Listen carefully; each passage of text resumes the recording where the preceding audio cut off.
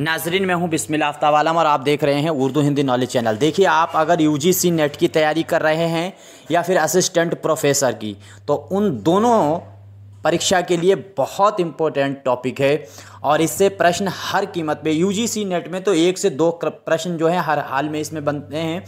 और किस तरह से बनते हैं तो ज़्यादातर इसमें मैच कराने के लिए बनते हैं। तो याद करने के लिए क्या किया जाए, इनको आपको कैसे याद करना है कि आप इनकी प्रैक्टिस अगर कर रहे हैं 4 ऑप्शन के साथ, तभी ये याद रहेगा। अगर एक साथ में इनको याद करेंगे तो एक दूसरे की थ्योरी आपस में गड़बड़ हो जाती है। इसमें सबसे पहला प्रश्न देखिए, पारंगत अधिगम का सिद्धांत किस विद्वान का दिया हुआ है। उम्मीद करता हूं सभी का आंसर सही होना चाहिए। इसमें आंसर देने की कोशिश कीजिए जब तक जैसे और भी सिद्धांत आपको मालूम होना चाहिए। जैसे किंडरगार्टन प्रणाली है वो किसकी दी हुई है, तो फ्रेडरिक फ्रोबल की दी हुई है। इस तरह से आपको याद रखना चाहिए। सारे क्वेश्चन जो है ऑब्जेक्टिव के तौर पे मैं आपके सामने रखूँगा।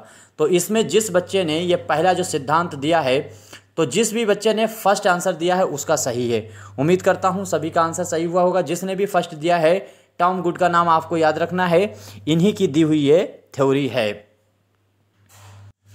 आंसर ये सही नहीं होगा, मैंने गलत बता दिया। आंसर आपका सही होगा ब्लूम। आपको याद रखना है बी आंसर आपका सही होने वाला है। यहाँ से आप याद रखिए ब्लूम की ये दी हुई थ्योरी है, क्योंकि ब्लूम ने ही इस थ्योरी के तहत, इसमें पहली बात प्रयोग जो है LMS का होता है, तो जो है लर्निंग मैनेजमेंट सिस्टम का इस्तेमाल इसी थ्योरी में होता है। दूसरी चीज़ इसके अंदर याद रखना है कि जैसे 3H की थ्योरी पूछी जाती है तो वो भी ब्लूम की दी हुई है। मैंने पहले जो आंसर दे दिया वो गलत है, अब याद रखिएगा ये ब्लूम की दी हुई है। अच्छा, किस सन में दिया है तो ये भी आपको याद रखना है, ये 1956 में दिया था, ये भी आपको याद रखना है 1956। तो उम्मीद करता हूँ अब आपको क्लियर हो गया होगा। अगला प्रश्न देखिए है, प्रत्यक्ष निर्देश का सिद्धांत किसने दिया था। तो प्रत्यक्ष निर्देश का सिद्धांत, उम्मीद करता हूं सभी का आंसर सही हुआ होगा और जल्दी जल्दी देने की कोशिश कीजिए। तो ये जो है वो दी हुई थ्योरी है टॉम गुड की।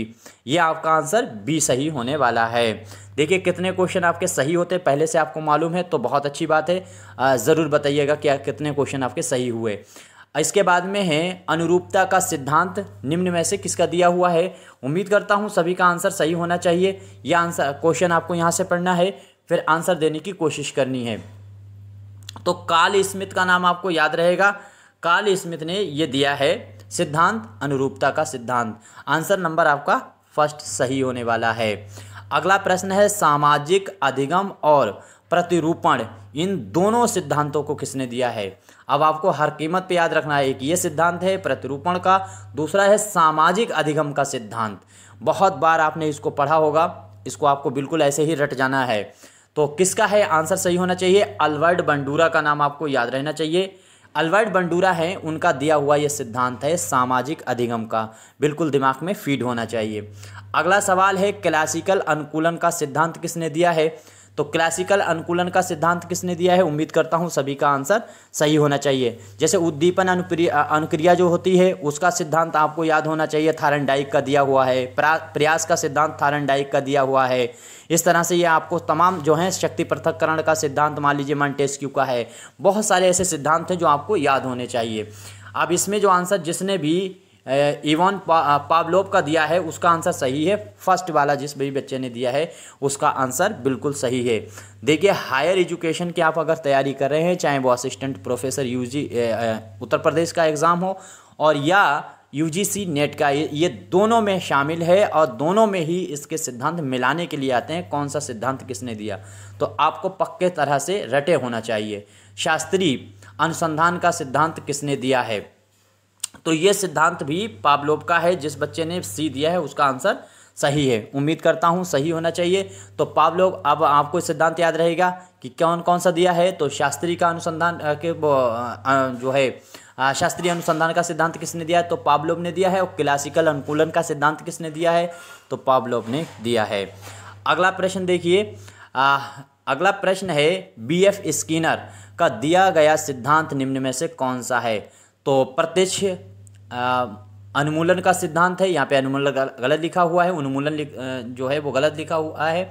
मूल्यांकन है यहाँ पे होना चाहिए, ये जो गलत बना हुआ है। आगे क्रिया प्रसूत जो है वो सिद्धांत किसका है, मूल्यांकन का सिद्धांत किसका है और सामाजिक सिद्धांत किसका है।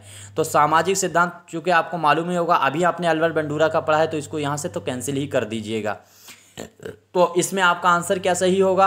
अच्छा, मूल्यांकन का सिद्धांत किसी ने नहीं दिया है, बल्कि रूबिक्स के जो उपकरण होते हैं उनका इस्तेमाल जो है वो मूल्यांकन में किया जाता है। तो आपका इसमें जो आंसर सही होगा वो आंसर सही होगा क्रिया प्रसूत। आपका आंसर सही होगा क्रिया प्रसूत, यानी का मतलब जो है बी आंसर आपका सही होने वाला है। उम्मीद करता हूँ सभी का आंसर सही हुआ होगा। अगला प्रश्न देखिए, प्रश्न है रूबिक्स क्या है। तो रूबिक्स देखिए मैंने अभी ये बातों में ही बता दिया है। रूबिक्स क्या है, सिद्धांत है, नवाचार है, रचनावाद विचार है या मूल्यांकन उपकरण है। तो रूबिक्स क्या है, तो सभी का आंसर सही हुआ होगा उम्मीद करता हूँ। तो मूल्यांकन उपकरण आपको याद रखना है, ये है मूल्यांकन उपकरण। आपको इस तरह से तमाम चीज़ें जो हैं वो ऐसी याद होनी चाहिए। जैसे व्यवहारवाद का सिद्धांत क्या है, तो पर्यावरण के माध्यम से जो शिक्षा मिलती है व्यवहार। प्रतिदर्शन की क्या है, जो है प्राकृतिक दर्शन जो दिया जाता है वो क्रिया करके सीखने की बात करता है। तो इस तरह से आपको तमाम चीज़ें जो हैं वो ऐसी याद होनी चाहिए जिनसे सवाल 1-2 हर कीमत पर बनते हैं। दुर्खीम का दिया गया सिद्धांत निम्न में से कौन सा है। अब ये जो सिद्धांत दिए गए हैं इनमें से दुर्खीम का सिद्धांत पहचानना है। इसके बारे में अगर आपने पढ़ा होगा तो आपको मालूम होगा। मिथ्याकरण का सिद्धांत है, बहुत अच्छा सिद्धांत है जो आपसे पूछा जा सकता है, कार्ल पॉपर का है। तो कार्ल पॉपर जो है उसका सिद्धांत मिथ्याकरण का है। अब इसमें देखिए एक चीज़ याद रखिए कि दुर्खीम का सिद्धांत कौन सा है, तो निर्णय निर्माण का सिद्धांत है, आत्महत्या का सिद्धांत है या फिर आत्महत्या और आधुनिक समाजशास्त्र, या फिर इनमें से कोई नहीं। तो उम्मीद करता हूँ सभी का आंसर सही हुआ होगा। जिस बच्चे ने आंसर नंबर सी दिया है उसका आंसर बिल्कुल सही है। आत्महत्या और आधुनिक समाजशास्त्र का जनक जो है वो दुर्खीम को माना जाता है। ये चीज़ आपको जहन में रहनी चाहिए। अगला प्रश्न देखिए, मानव व्यवहार का सिद्धांत किसने दिया है। तो मानव व्यवहार का सिद्धांत आपको बताना है, फटाफट देने की कोशिश कीजिए। अच्छा, आधुनिक मूल्यांकन अगर पूछ लिया जाए, जैसे अभी मैंने ऊपर बात की है, क्या चला गया, दुर्खीम का दिया गया सिद्धांत जो है वो आत्महत्या और आधुनिक समाजशास्त्र का दिया गया है। तो समाजशास्त्र का दिया गया है। तो इसी तरह से आपसे अगर प्रश्न यूँ पूछा जाता है कि आधुनिक मूल्यांकन का सिद्धांत किसने दिया है, तो वो दिया है बीडी ब्लूम ने। जो ब्लूम की अभी मैं बात कर रहा था पीछे, उसी ने दिया है। परंपरागत सिद्धांत भी इसी ब्लूम का दिया गया है और आधुनिक मूल्यांकन का भी सिद्धांत इन्हीं का दिया हुआ है। इसके बाद में परंपरागत मूल्यांकन का सिद्धांत जेएस राइस का भी है। ये चीज़ भी आपको याद रखना है, तो ये चीज़ जहन में रहेगी। अब अगला प्रश्न देखिए, यही जो प्रश्न था आपके सामने, मानव व्यवहार का सिद्धांत किसने दिया है। तो मानव व्यवहार का सिद्धांत किसका है, फटाफट देने की कोशिश कीजिए। अच्छा, एक चीज़ याद रखिएगा, वही पारंगस अधिगम का जो मैंने बात की थी उसमें जो है LMS का प्रयोग होता है। ये चीज़ आपको किसी भी कीमत पे नहीं भूलना है।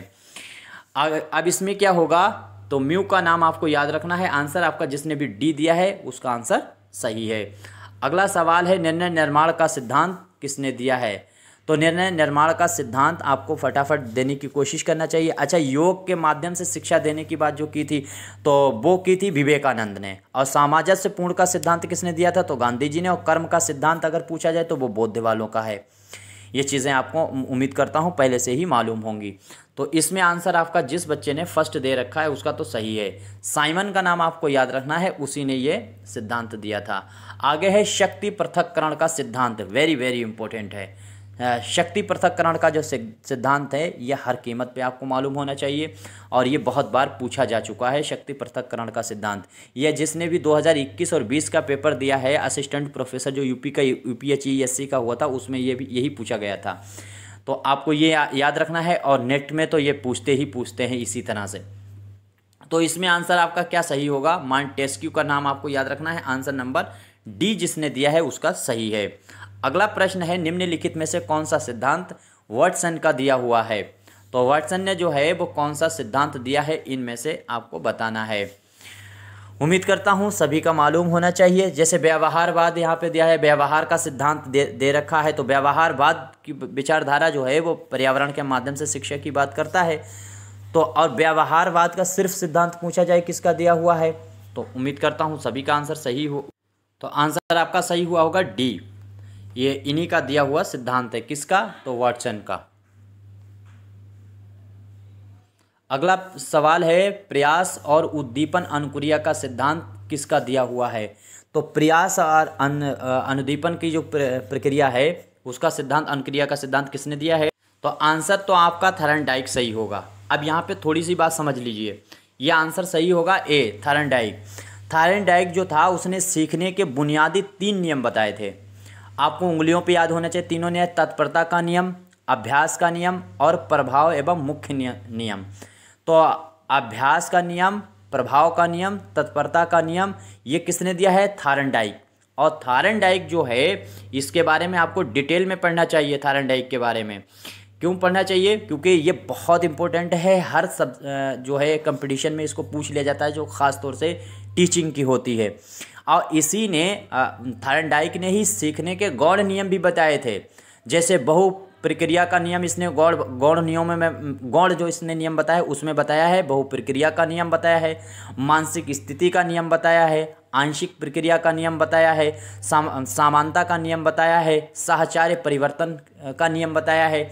तो ये सारे नियम जो हैं थॉर्नडाइक ने किसके तहत बताए हैं? तो ये गौण नियम बताए हैं। और बुनियादी नियम 3 बताए हैं, तत्परता का नियम, अभ्यास का नियम और प्रभाव का नियम। अब इसका यहाँ पे जो नियम दिया गया है उद्दीपन का नियम, थॉर्नडाइक का दिया हुआ। तो गेने का नाम आपको याद होगा। गेने जो था उसने जो सीखने के नियम बताए थे, अब वो 8 तरह के सीखने के नियम बताए थे। तो पहला जो नियम उसने संकेत का अधिगम बताया था, संकेत अधिगम। और उसके बाद जो दूसरा बताया था वो नियम सीखने का, वो उद्दीपन अनुक्रिया का ही इस्तेमाल करने को बताया था। तो उद्दीपन अनुक्रिया का इस्तेमाल किसने बताया है? गेने ने। तो उसने लिया कहाँ से है? तो इसी थॉर्नडाइक के वहाँ से लिया है। उम्मीद करता हूँ बात क्लियर हो गई होगी। अगला सवाल है कि प्रश्न है, आदर्शवाद सबसे प्राचीनवादी सिद्धांत है, यह सिद्धांत किसका है? तो आदर्शवाद के बारे में तो आपको मालूम ही होगा। तो उम्मीद करता हूँ आदर्शवाद की जो विचारधारा है वो डी आंसर आपका सही होगा, अरस्तू की दी हुई है। बहुत पॉलिटिक्स इसकी लिखी हुई किताब है, जिसका बाद में ट्रांसलेशन जो है वो बोधिका के नाम से किया गया था। अगला प्रश्न देखिए है प्रयोजनवाद। यहाँ पे 2 तरह के सवाल आते हैं, एक देख लीजिए इसकी लिखावट, ये है प्रयोजनवाद। इसका प्रतिपादक कौन है? तो आपका आंसर सही होगा जॉन डीवी। और जॉन डीवी का एक शिष्य है जिसका नाम है किलपैट्रिक। तो किलपैट्रिक ने जो विचारधारा दी है वो, अगला प्रश्न देखिए, परियोजना विधि।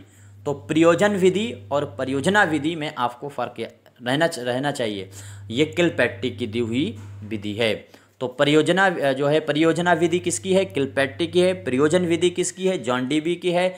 जॉन डीवी की जो प्रयोजन विधि है उसी से परियोजना विधि ली गई है। अगर पूछ लीजिए किससे ली गई है तो उसी से ली गई है। और इन दोनों में क्या है? तो जॉन डीवी का ये स्टूडेंट है, शागिर्द है किलपैट्रिक। अगला प्रश्न देखिए, प्रश्न है मौलिक अनुसंधान का संज्ञानात्मक और रचनावाद सिद्धांत किसने दिया है? अब आपको याद रखना यह है कि मौलिक सिद्धांत जो होगा विकास करने की बात जो की गई है उसमें किसके तहत की गई है? तो संज्ञानात्मक सिद्धांत के बारे में आपको मालूम होना चाहिए। तो आपका आंसर इसमें क्या होगा?